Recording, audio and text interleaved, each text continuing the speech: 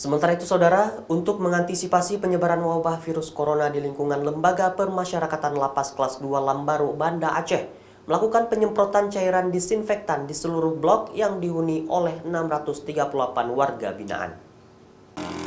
Satu persatu lingkungan dan blok yang selama ini dihuni para narapidana disemprot cairan disinfektan oleh petugas Lapas Kelas 2A Lambaru, Banda Aceh.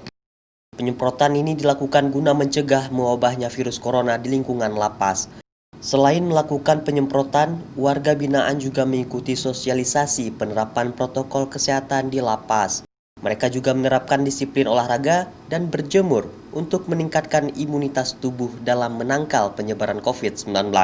Kita lakukan penyemprotan untuk antisipasi agar semua warga binaan kita ini terbebas dari virus COVID-19. Insya Allah sampai hari ini kita belum ada.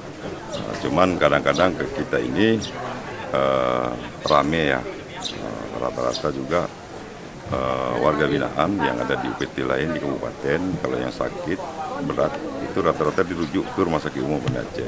Penampungannya kita di sini.